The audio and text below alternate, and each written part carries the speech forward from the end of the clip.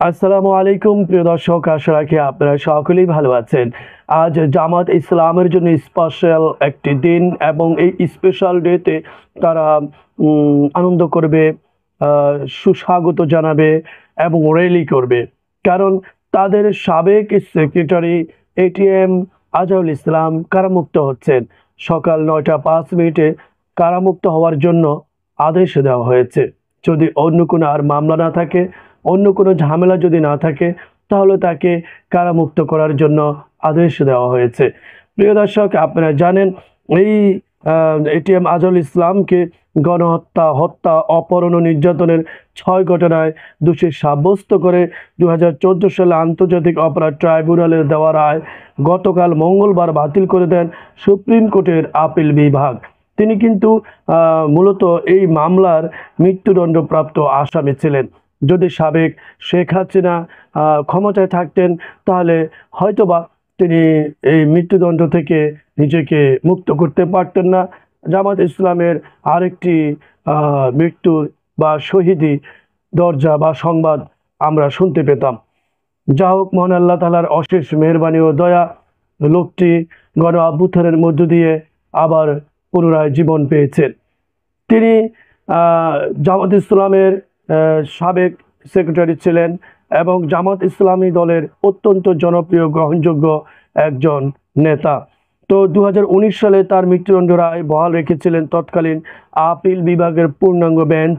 আজহারুলের খালাস রায় ঘোষণার পরপরই গতকাল দুপুরে আপিল বিভাগ থেকে বিচারপতিদের স্বাক্ষর শেষ করে সংক্ষিপ্ত রায় প্রকাশ করা হয়।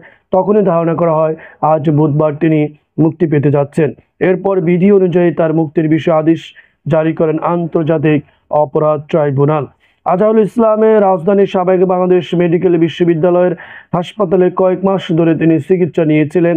2012 সালে 22 আগস্ট মগবাজারের বাসা থেকে তাকে গ্রেপ্তার করা হয়।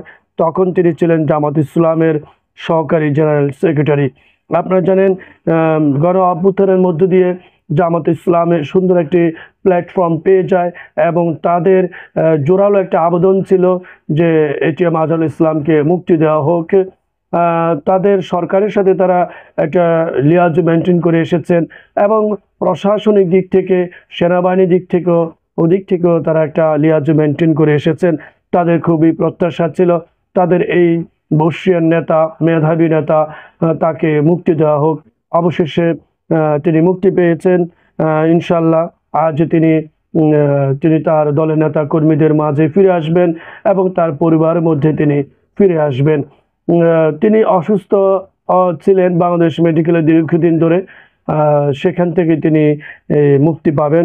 এটিএম আজহারুল ইসলামের বর্ণাঢ্য রাজনৈতিক জীবনের ইতিহাস আপনারা সকলেই জানেন।